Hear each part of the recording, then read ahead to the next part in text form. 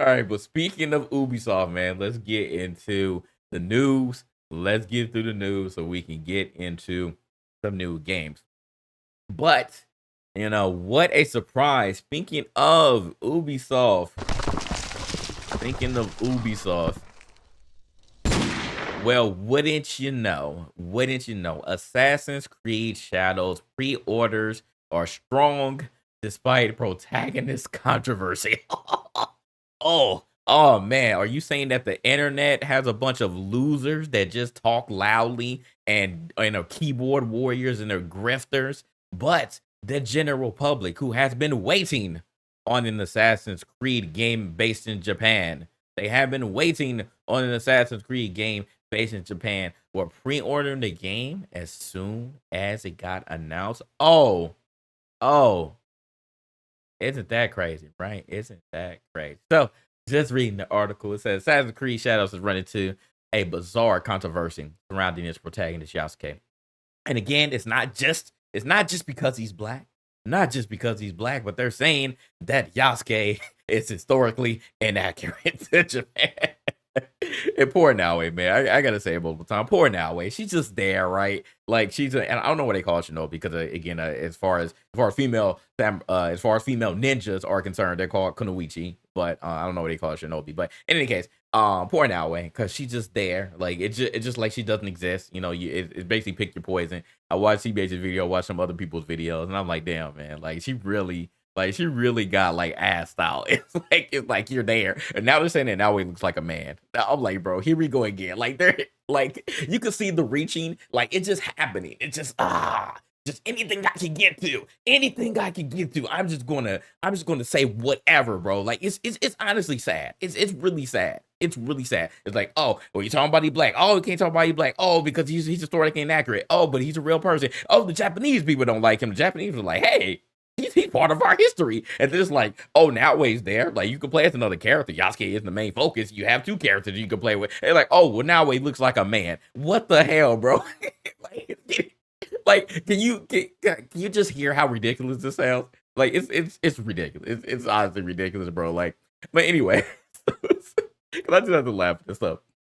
So to continue, they said they have accused Ubisoft of misrepresentation in the series that was never historically accurate to begin with. Unsurprisingly, none of this kerfuffle seems to have impacted pre-orders for the game. Now, take this with a grain of salt because this is from uh actually one of the people who is very close to Ubisoft, but their reliable insider Tom Henderson has apparently received word from his sources at Ubisoft that AC Shadows pre-orders are looking strong, and no one he's spoken to appears to be disappointed by them. I keep telling y'all, I will tell y'all a million times, money speaks loudly. Money speaks louder than any grifter, than any denier, than anybody or anything. Money talks.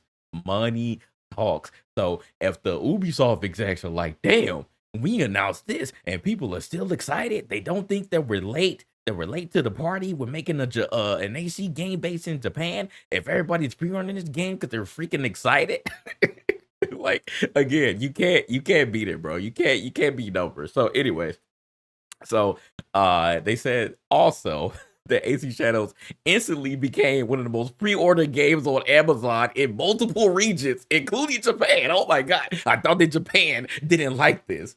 I thought they didn't like this, bro. Hello? Hello? Y'all say the Japanese people don't like this. I've seen multiple tweets that said Japanese people don't like this. What are you gonna say now? What are you gonna say now? I'm looking at regular camera. What are you going to say now? This is ridiculous, bro. If Japan saying, hey, like I've seen multiple videos that actual Japanese people, like historians have come out and be like, this is the story of Yasuke. Yasuke is a part of folklore over here. Have y'all niggas been to Japan before? I haven't been to Japan. How are we gonna speak for Japan? How are we gonna speak for Japanese people? You can't. It's only one demographic that's upset, and unfortunately, they are not Japanese. You cannot speak for Japanese people. And I said, if Japanese people are actually upset, okay, I'll take whatever I said back. But guess what? We didn't ask for this game. Black people didn't ask for this game. Why you getting mad at us? We didn't ask for this. Y'all are trying to again paint a narrative that a DEI consulting company came through and was like, "Hey, Ubisoft, if you don't put a black person in this game or you don't put a woman in this game, then we're gonna be upset at you." Nobody asked for this. None of us asked for this. It was a pleasant surprise for me. I was like, "Okay, that's cool, right?" Yasuke's been in plenty of other video games. He's had his own anime, whether you like it or not. He's had his own anime. He's just there. Like people have just made their own spin on what Yasuke could have been, and that's the whole point. Ubisoft is not historically accurate. Again, I don't know how many times I have to say this. So we scroll down here and it says Assassin's Creed Shadows is #1 on Amazon's Japan's PS5 bestsellers list. Number 6 in the US, #1 in the UK as well. It's #1 in Germany. It is #2 in France. Like again, like what are we doing here? What are we doing here? Y'all are not gonna win. You can continue grifting. You can continue being upset for Japanese people. You're not Japanese. I don't know why you're upset. At this point, and I told one of the people because again, that initial article that I did see that was saying it was talking about how people were mad about Yasuke being one of the main characters in this. It featured a particular Twitter who now he's all popular because now he's one of the saviors for this movement. It's not Grums now. It's apparently this guy. So it featured 2 tweets by him, and I was like, man, I wish I would have used another Twitter account to like try to prove your point on people being upset because this person clearly has an agenda. And I went back to their Twitter, and what do you know? There's all agenda about this game. All agenda about this game. And again, the latest thing that this person has said, what they were harping on Noway, and they were saying that you were intentionally making this woman a man, or you're making her manly. And I'm like, bro, like it's just ridiculous. So I was like, I'm not even accepting anything that account is saying because you clearly have an agenda. Like you are compromised at this point. Like you're one of them, bro. And the bots are pretty crazy too. Like I gotta like watch myself because one of the tweets I had, like it just had a whole spree of people like tweeting, and I'm like, nah, these can't be real people. Like I'm looking at when these accounts were created, the bots are really, really bad, and I have to watch myself when I reply because I could tell that it really is bot behavior. Like AI is getting pretty scary. I would say AI is getting really scary, and I'm seeing some of these replies, and I'm like, you know what? That doesn't even make sense. I'm like, I really have to like look at it and watch myself. Cause I'm like, you know what? That's bait. You're trying to bait me to get a response. I don't know who's making these bots, but it's getting pretty ridiculous right now. Twitter. I'm like, bro, I don't know. I don't know about that. So, like I said, I just ignore a lot of them. Like, I respond to someone, but I'm like, you know what? I need to really start like looking at their Twitter, like seeing what's going on. Cause if I see something suspicious, I'm like, yeah, you're a bot. I'm not gonna reply to you. 'Cause what's the point? You know? But yeah, so and then this article further says none of this is remotely surprising for several reasons. For starters, most people buy games irrespective of social media meltdowns and aren't terminally online, as seen in the case of Hogwarts Legacy. You all remember what happened last year with Hogwarts Legacy, right? Blue Hair Twitter came out. They were like, FJK Rowling, she doesn't like trans people, like she's on this agenda, and everybody else was like, I just want to play a wizard. I just want to play a wizard in the Harry Potter universe, and it became one of the highest selling games ever. Like that's how it was. Like, and these people weren't on Twitter or they didn't care. Like it literally got to a point. Last year was pretty toxic with Hogwarts. I'm not gonna lie. Last year was pretty toxic with Hogwarts Legacy. I've seen some people who I follow, like who I like. I don't actually talk to them, but I'm like, I consider them cool. And they were like, literally, like, if you buy this game or if you play this game, I'm not gonna be friends with you. I'm gonna block you. And I'm like, damn. Like they weren't saying it directly to me, but they were saying it in general. And I'm like, damn. Like y'all trying to make me feel bad for playing this game. I was like, I don't give a fuck about J.K. Rowling, to be honest. I don't like. I can again compartmentalize. I can separate. I wanted to just play a freaking Harry Potter game. Like I'm not the biggest Harry Potter fan, but I wanted to play the game, and the game was all right. Like it wasn't. At the end, it faltered down, but it was cool. Like learning spells and playing the game. But anyways, and that quickly died down. I think a lot of people just reversed their stances. Like you don't even hear anybody talking about Hogwarts Legacy anymore. Like that quickly. Like I think once people saw the numbers and they saw like how crazy it was like no matter what you said, you couldn't like get through. At this point, whatever you were saying fell on deaf ears because once again the numbers stood out, and you cannot argue with numbers. And that game sold like crazy, and hell of people were playing it. There were people who were super excited to play a freaking Harry Potter game, and it might end up being the same situation with this. Because again, continuing with this article, it says, secondly, Japan has been one of the most requested settings in Assassin's Creed game, as I already said, and fans are finally getting what they want. So it is what it is, man. Pre-orders, they're there. People are buying again. And that's even crazier because I've seen, once again, like you're grasping at straws. I've seen somebody, once that tweet came out, it said that a lot of people were pre-ordering the game. They were like, well, people do that anyways. I was like, okay. I was like, bro, just admit that y'all lost, bro. Just admit that whatever you're upset about, it doesn't matter. Whatever you're upset about, it doesn't matter. The only thing, once we get to November 15th, if this game ends up being ass, then they're going to come back to it and they're going to say, I got you. That's the only thing. Gonna be like, I told you so. The DEI, the damn DEI samurai in the game made this game terrible. So I really hope, for Ubisoft's sake, that this game is fire. Because again, people have been waiting for it since a long time. And Ghost of Tsushima literally came out and it stole its lunch. So I really hope that Ubisoft takes their time. Like, I would even want it to be delayed. Like, if there's some bullshit in this game, some of the same tactics, some of the same like lame stuff, if the game ends up being another 70-hour game and it just has a lot of fluff in it and ends up being like some of the other Assassin's Creeds, and it doesn't fall under high regard, then it's gonna be sad. Because it's gonna be sad for two reasons. Because one, then they're gonna be like, see, I was right. And two, again, then people are going to be like, well, why did you even make this game in the first place, right? Like, you waited so long and you had other games come and essentially do a better job than you. Like, you had all this time to get everything together, and then it ends up being a flop. So I really hope that this game does well. Like, I'm going to play it for sure, but like, I hope that this game is a banger. I really hope that this game is a banger, because it's never going to end. It's never going to end with that certain demographic at this game ends up being at. So I really hope that it's good. Like, Ubisoft, talk to me or something. Like, I don't care. Talk to everybody in Japan that you can. Like, let's not make the same mistake that you made on previous Assassin's Creed. Please make this game a freaking banger. Please make this game a banger. So there you go. Obviously the grifting is going to continue. Like, they're still talking about it. They're going to be talking about it for a minute until the next DEI controversy comes out, whatever that is. But I feel like this game, because I said this before, I feel like this game is going to be like, now that, well, even though this game, I mean, if they find out that like Sweet Baby Inc. or another consulting company had their hands on this game, then maybe it won't. But that's what I'm waiting on. I'm waiting on the next game that has Sweet Baby Inc.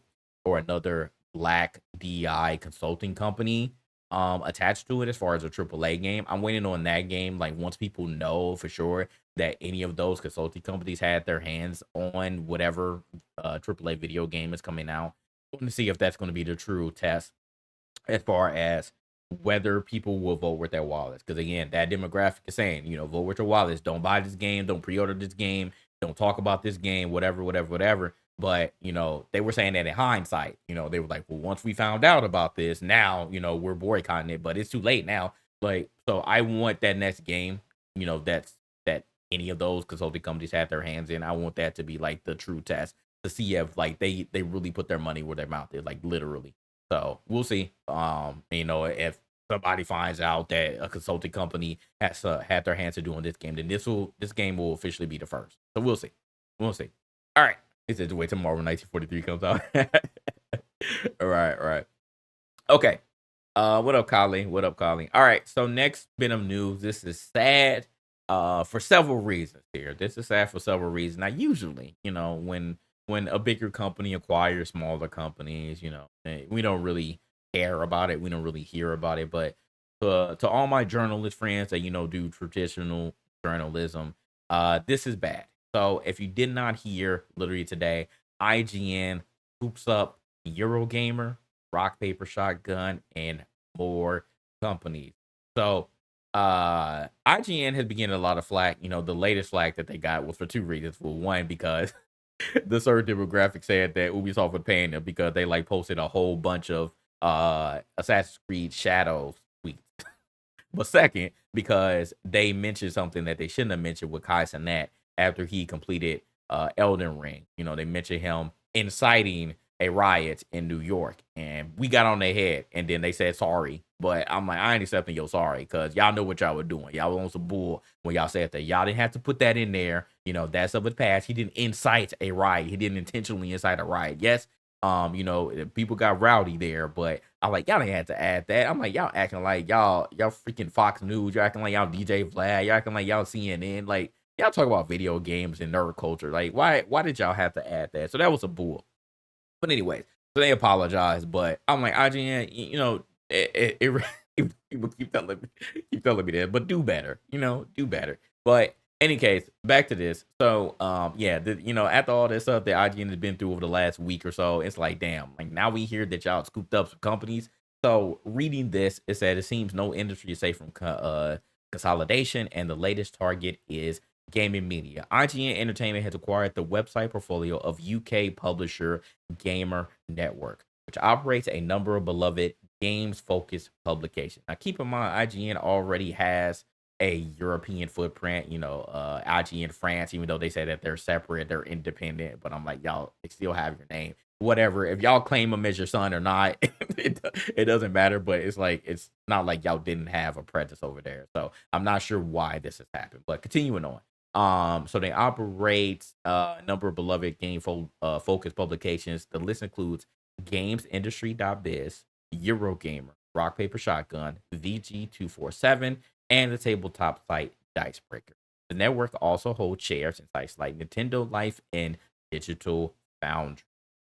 Terms of the deal were not disclosed, but GamesIndustry.biz reports that some redundancies have been made across the sites, though it's not clear how many workers have been impacted. Now, I had to get clarification on what redundancies mean. Like, I obviously understand the definition, but I wanted to make sure that I had this right when it comes to work. So, as they continue here, it says, according to several posts on X, because it's always a typical thing here when someone gets fired, especially if they find out during social media, because that's just really terrible. Like, finding out that you're fired through social media is one of the most terrible ways. It's like somebody breaking up with you through text. Like, you don't want to go through it like that. So so people, typically when they get fired, they go on Twitter and say, hey, I got let go. If anybody has any work for me, let me know. And usually, their colleagues, their friends, or mutuals will come out and be like, hey, I'm sorry that this happened to you, or offer,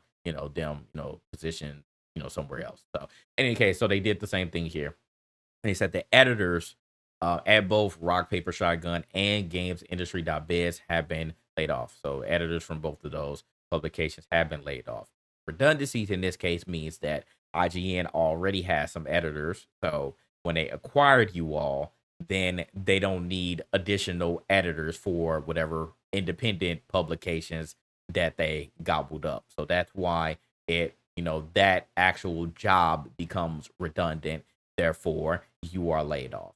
So it's unfortunate.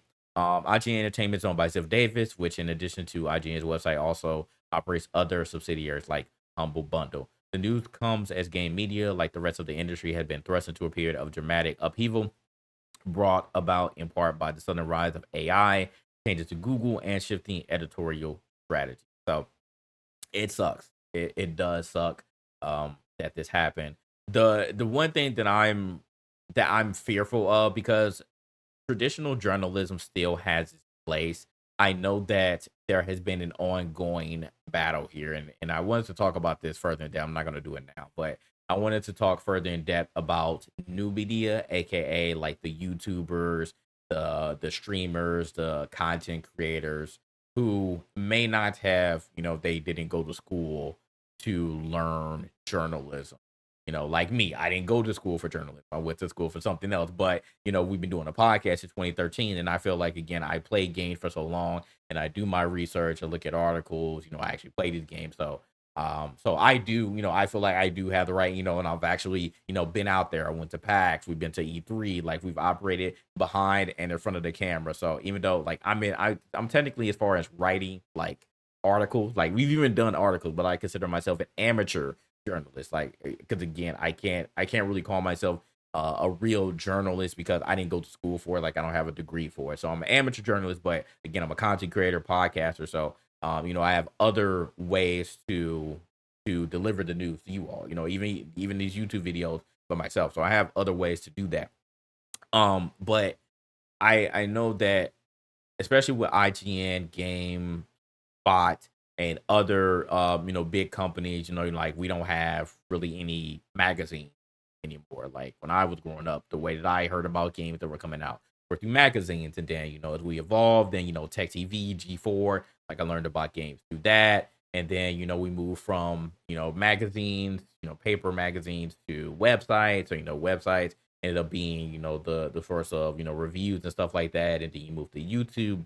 But these companies had to evolve as we moved on. But as they moved on, then people started to not really trust their judgment, for the bigger companies. It's like, oh, okay, like you said this about this video game, and I don't know if I trust it. Like, let me try to find some information somewhere else. So again, you might come to me, you might come to Khalif, you might come to Paris, you might come to Kind of Funny, other new media outlets that have the people that again can also talk games. We're not traditional journalists in this sense, but we can still provide you with opinions on your favorite video game or whatever else that are into. So new media comes in, and a lot of people have found their audiences. Like people thoroughly trust them to give them the actual scoop, whether they feed it to them as being overly positive, whether they be overly critical,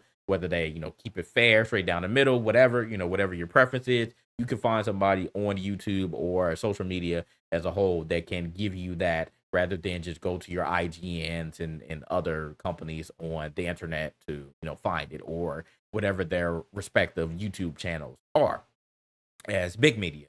So that that's always been the thing. We've been talking about for the longest, is traditional journalism dead?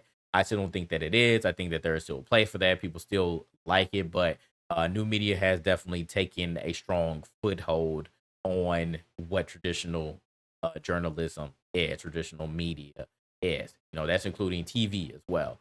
So it's different because I find myself spending a lot more time on YouTube than I watch television nowadays. I spend a lot more time listening to podcasts than I watch TV. So I only watch TV when sports are on, to be honest. I only watch TV when sports are on. So in any case, this is sad because now IGN, now that they've scooped up the competition, now what's going to be the different opinions that you're going to get? Like, are you still going to fully operate? What up, Etho? Are you still going? Am I going to play Hellblade? Yes, after this. So it's like rock paper shotgun, Fiji 247.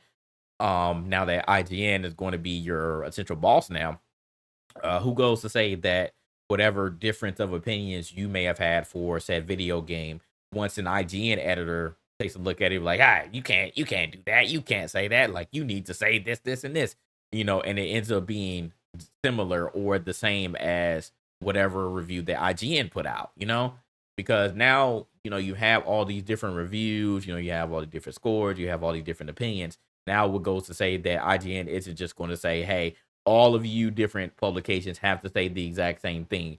But now you all in the UK, it'll be mainly for your audience over there, and IGN, over here is going to be the main thing for us over in the States. So that's my concern about that is, how watered down, how manipulative will IGN be for these companies now that you own them all? Like, are you still going to let them operate independently, but just be under your umbrella?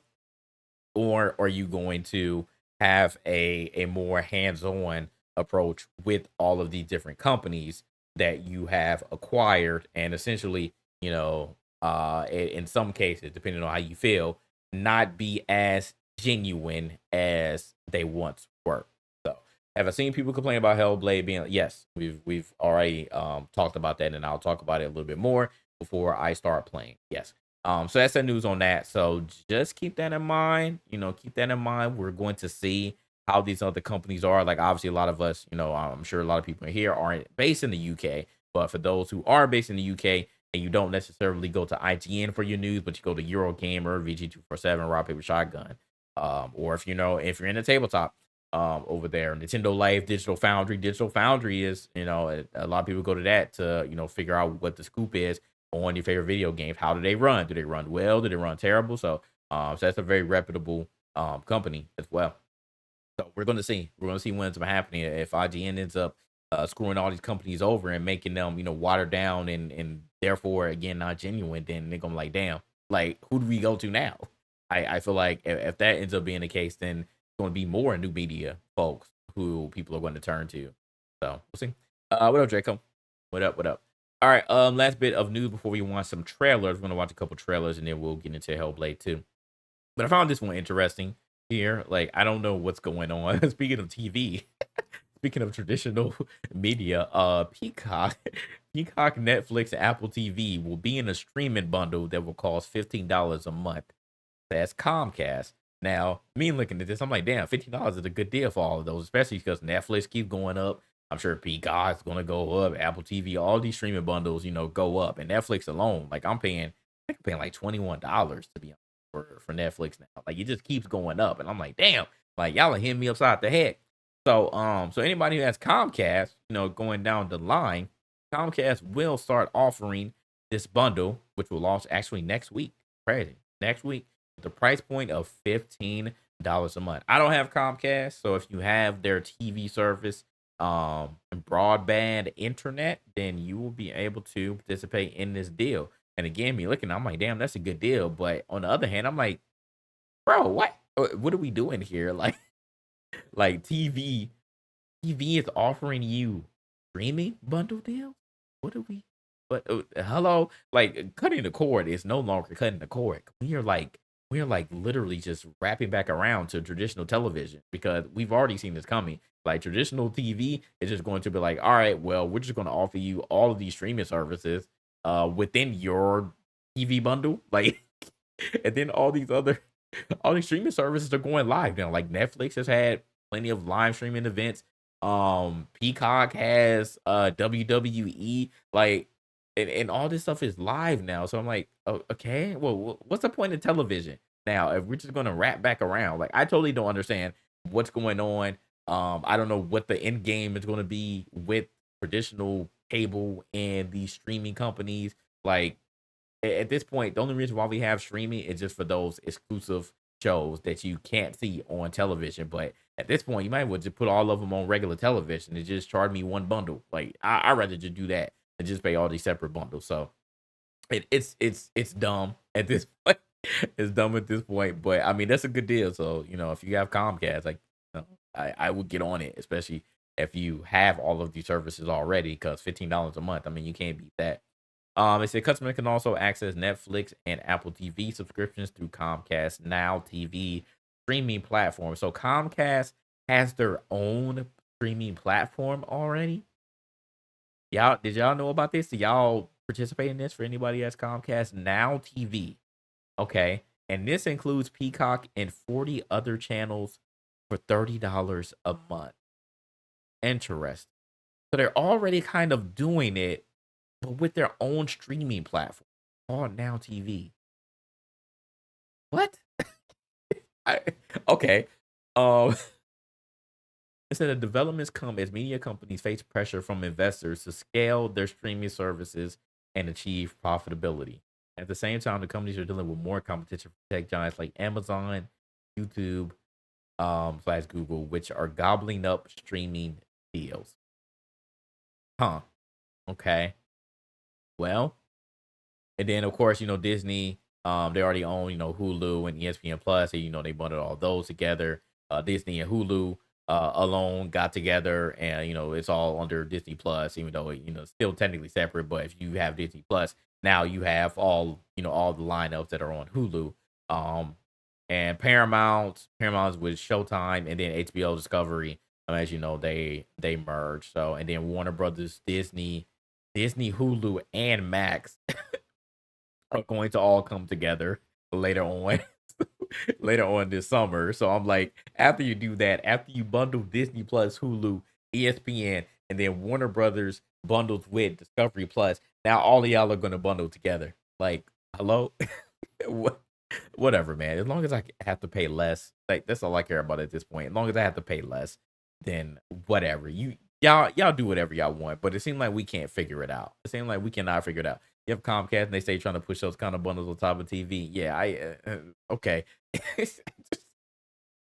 Like what is the point, man? And then of course Warner Brothers also is going to do a sports streaming partnership with Disney, ESPN, and Fox. So now they're all going to bundle up too later on this fall. So like we're just all coming together, y'all. We're coming together like one big disgruntled family. Just just don't hit me upside the head. That's all I care about. As long as I'm paying less, I guess I don't care, and everything is all in one place. So okay, I don't have to click on separate apps to get the content. But I'm just like, damn. At this point, just put it all on TV. Cause what's the point? Like, just give me the exclusive shows on TV, and then just have me pay one price. Cause this is all getting so confusing, getting so convoluted. Just whatever. You should just pirate now. I'm not even mad at you. I'm not even mad at you for pirating. Oh,